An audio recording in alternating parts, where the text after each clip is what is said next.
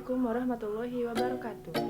Halo teman-teman, perkenalkan, nama saya Rizky Amelia Putri dari kelas 2 Reguler A Manajemen 4. Pada video kali ini, saya akan menjelaskan materi dari pertemuan 2 sampai pertemuan 7 mata kuliah Manajemen Koperasi dan UMKM oleh dosen Bapak Iqbal Ahmad SEMM.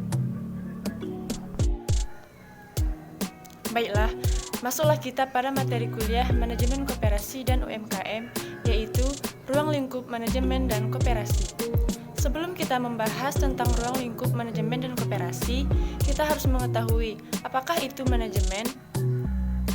Manajemen adalah ilmu dan seni untuk melakukan tindakan guna mencapai tujuan. Kemudian, apa saja tugas dari manajemen? Tugas manajemen koperasi adalah menghimpun, mengordinasi, dan mengembangkan keseluruhan potensi yang ada pada anggota secara optimal, sehingga potensi tersebut menjadi kekuatan untuk meningkatkan taraf hidup anggota melalui proses nilai tambah, berupa usaha sistematis seperti yang diharapkan oleh anggota. Dengan demikian, manajemen koperasi dapat disimpulkan sebagai kegiatan dari, oleh, dan untuk anggota. Partisipasi anggota merupakan sumber daya pokok yang senantiasa perlu dioptimalkan. Selanjutnya, pengertian koperasi. Apakah itu koperasi? Koperasi adalah usaha bersama untuk memperbaiki nasib penghidupan ekonomi berdasarkan tolong-menolong. Motif berkoperasi. Motif berkoperasi ada dua. Yang pertama, motif sosial, yaitu hidupnya bermanfaat bagi orang lain, diakui keberadaannya oleh masyarakat, ikut dengan kecenderungan umum atau mode. Yang kedua, motif ekonomis, yaitu memperoleh harga pelayanan, terbantu usaha yang dijalankannya, dan memperoleh bagian sisa hasil usaha atau SHU. Dikaitkan dengan karakteristik tujuan dan prinsip koperasi, maka keunggulan koperasi harus diarahkan pada ketangguhan koperasi sebagai organisasi gerakan swadaya atau self-help organization, berupa keterlibatan secara total dari para anggota, ketangguhan koperasi sebagai badan usaha di dalam penguasaan pasar atau market promotion, ketangguhan koperasi sebagai organisasi gerakan yang tumbuh dari bawah sangat ditentukan oleh tingkat kepedulian anggota. Fungsinya sebagai pemilik untuk turut dalam proses perkembangan koperasi. Masuklah kita pada materi berikutnya, yaitu tentang perangkat organisasi koperasi. Keanggotaan koperasi merupakan salah satu unsur yang menentukan dalam organisasi koperasi. Tanpa anggota, jelas tidak mungkin koperasi berdiri, apalagi melaksanakan usahanya.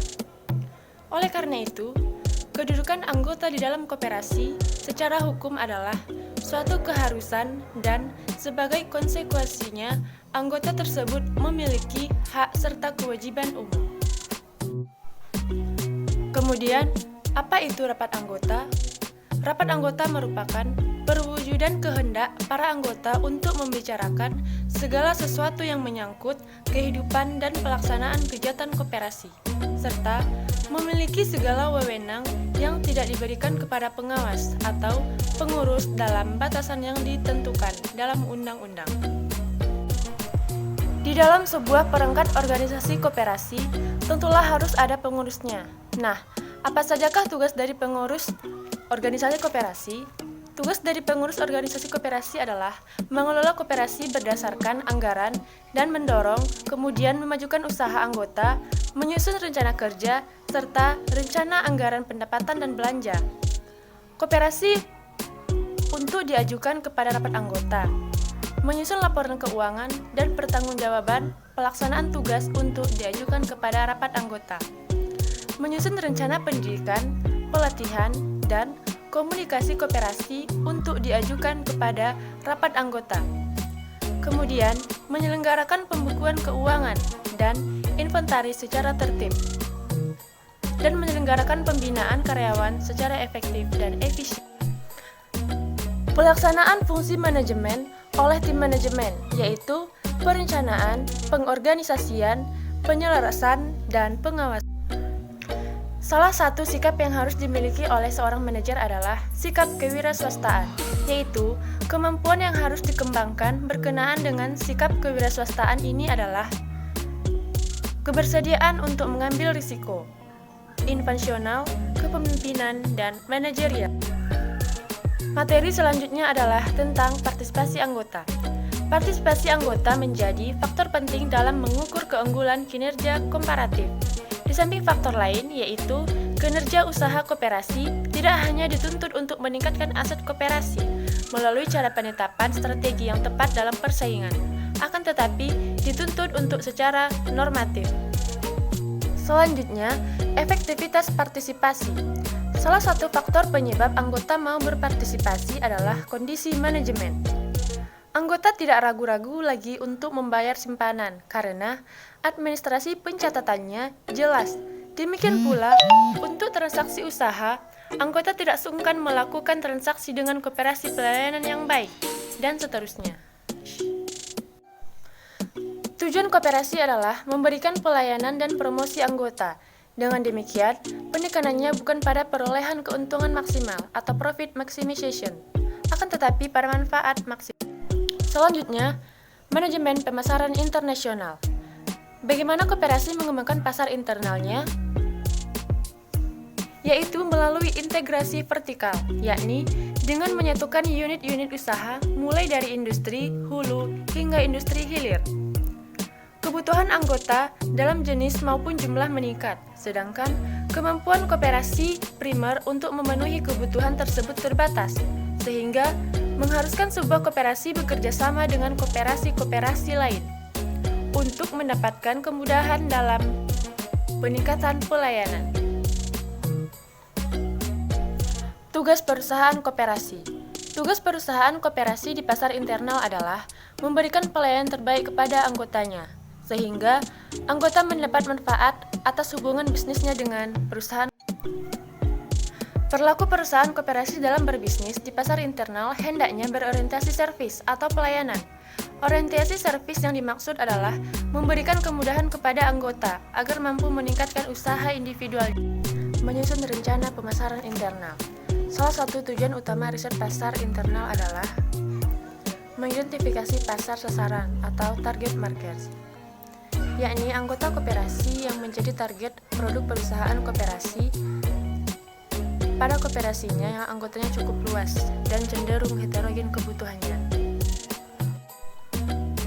Perencanaan pemasaran internal paling baik harus mencapai 4 tujuan, yaitu menentukan kebutuhan dan keinginan anggota, menentukan pasar sasaran yang tepat, menyusun strategi pemasaran untuk mengembangkan daya saing, membantu menciptakan bauran pemasaran sesuai dengan kebutuhan dan keinginan anggota.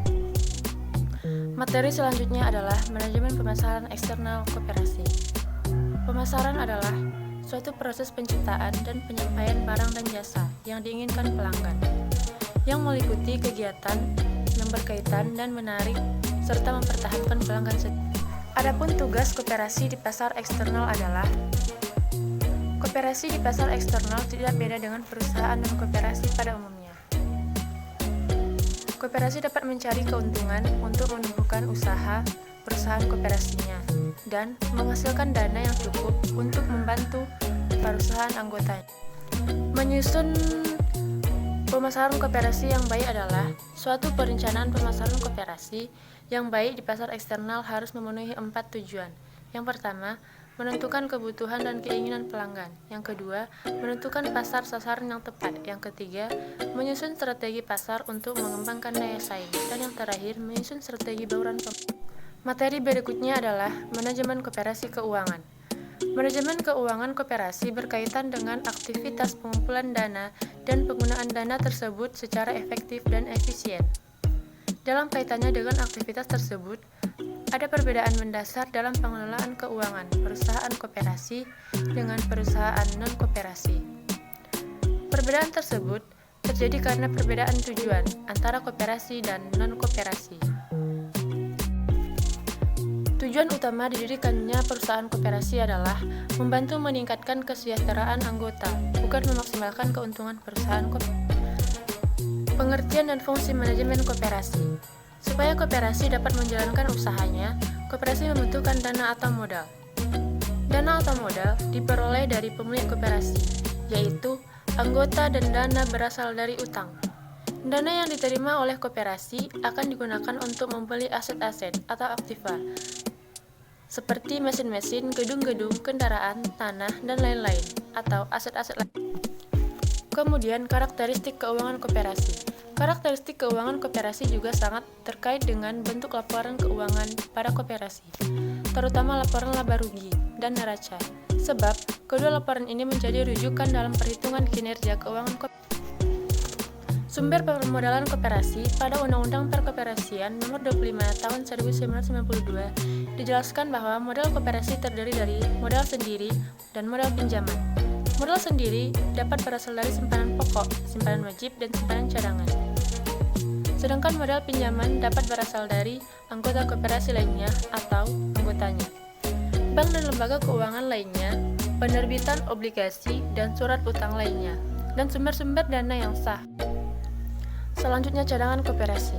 Dana cadangan adalah sejumlah uang yang diperoleh dari penyisihan hasil usaha setelah pajak yang dimaksudkan untuk memupuk modal sendiri dan menutup kerugian koperasi bila diperlukan.